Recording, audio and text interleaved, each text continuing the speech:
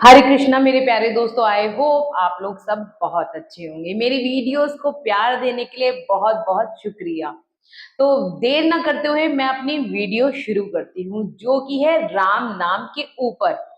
कलयुग में सबसे बड़ा जो नाम है वो है राम जी का नाम। आप भी ले सकते हैं, अपने फ्रेंड्स को इंस्पायर कर सकते हैं कुछ कुछ स्टोरी सुनाकर। तो देर ना करते हुए मैं आपकी स्टोरी शुरू करती हूँ। तो ये स्टोरी है 1960 की, उत्तर प्रदेश के सीतापुर की। यहाँ पर एक छेदी लाल नामक इंसान रहता था। वो पेशे से किराने की दुकान चलाता था। इतना घटिया इंसान कि उसके पास सिर्फ पैसा कमाने के अलावा दूसरा कोई काम नहीं था। पैसा कमाना गलत नहीं है, लेकिन किसी के साथ धोखाधड़ी करके पैसा कमाना बिल्कुल गलत है। अक्सर क्या करता था, गरीब जब लोग आते थे या अमीर लोग आते थे, दाल में पत्थर मिला देता था और बेच देता था। जो छेदी लाल था उसके पास पैसा बहुत था, सब कुछ था, फैमिली थी, सब कुछ था। अब जैसे जैसे वो अमीर बनता गया, पाप पे पाप करता रहा, लोगों का शोषण करता रहा, तेल में भी मिलावट करके सब बेचता था।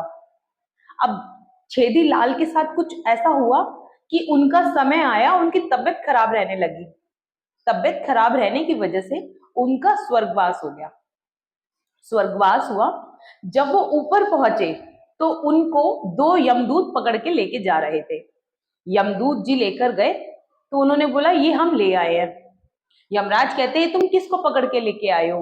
ये छेदीलाल नहीं, दूसरे गांव का जो छेदीलाल था उसको लाना है। ये तो बहुत नरकवासी है, इसको तो हम बाद में लेके आएंगे, और इसको तो अभी बहुत कुछ भोगना है। अब ये वहां भोगेगा, उसके बाद जब ये यहाँ आएगा तब इसको यहाँ भोगना पड़ेगा। इसने इतने पाप किए हैं ना कि इसका तो कुछ कह ही नहीं सकते क्या होने वाला है। छेदीलाल ये सब बातें सुन रहा था। तो अब जो यमराज थे वो यमदूत को कहते हैं इसके हाथ पे मोहर लगाओ, एक दाग दो और इसको दोबारा पृथ्वी पे छोड़ के आओ, और वही छेदीलाल लेके आओ जिसका समय आ चुका है। जो छेदीलाल था उनकी अंतिम क्रिया की तैयारियां हो चुकी थी। वो शव यात्रा के लिए जा चुके थे। उनको लेटाया गया चिता पे। अब जैसे ही चिता पर लेटाया गया, छेदीलाल फट फट फट करके उठने लगे। और जब लोग देखने लगे तो कहने लगे अरे भूत भूत भूत भूत करके भागने लगे। छेदी लाल ने अपने हाथ पे देखा कि वो दाग लगा हुआ है। तो जैसे ही उन्होंने दाग देखा तो उनको वो बात याद आ गई कि मेरे को यमदूत ने ऐसे ऐसे कहा कि मैं तो बहुत पापी दुराचारी हूँ, अभी तो मुझे बहुत भोगना है। पहले पृथ्वी पे भोगूंगा, उसके बाद यमलोक में भोगूंगा। उसके मन में बहुत कुछ आता है। वो घर जाता है, वो अपनी पत्नी को बताता है कि मेरे साथ ये किस्सा हुआ। उसकी पत्नी कहती है अच्छा, तो अब हम सब छोड़ के अयोध्या चलते हैं, किसी धर्मात्मा इंसान से मिलते हैं।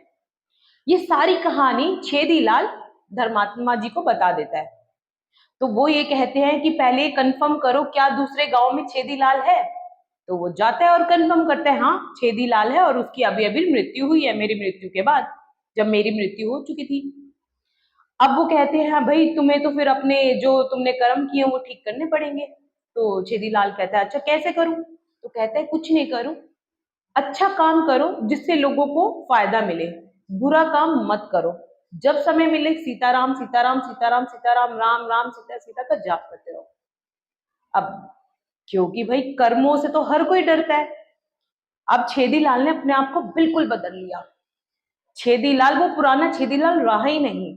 जब उसे देखो, उसके मुंह चलते रहते थे, होठ चलते रहते थे, जैसे वो सीताराम सीताराम राम राम सीताराम सीताराम सीताराम जाप करता ही रहता था। गर्मी में कोई गरीब इंसान मिलता तो उसको शरबत पिला देता था। ठंड में लोगों को कंबल बांटता था। कोई बीमार इंसान दिखता तो उसकी मदद कर देता था। पैसा तो बहुत था। ऐसे ऐसे समय बीतता गया। अब छेदीलाल का समय आ गया था।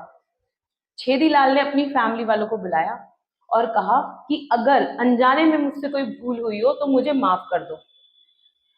अब बस वो कहता है कि भगवान अपना विमान लेकर आ गए हैं, अब मेरा जाने का समय हो गया। ये कहते हुए जय सीताराम उसने अपने प्राण त्याग दिए। एक कलयुग में अगर आपको कोई बदल सकता है तो वो है राम का नाम। मैंने लास्ट वीडियो में भी एक बात बताई, आपको नाम लेने से कोई तकलीफ नहीं होती है, ना कोई उसका बुरा असर होता है। आज अच्छा असर नहीं होगा, कल फायदा नहीं मिलेगा, लेकिन फाइनली आपको इसका फायदा जरूर मिलेगा। आज ही आप शुरू कीजिए राम का नाम। अपने फ्रेंड्स को भी प्रेरित कीजिए कि आप राम का नाम जरूर लें। दिन में कम से कम 3 बार तो जरूर आपको राम का नाम लेना चाहिए। अगर वीडियो पसंद आई हो तो लाइक और शेयर करना इसको अपने फ्रेंड तक ना भूलिए। मिलते हैं अगली वीडियो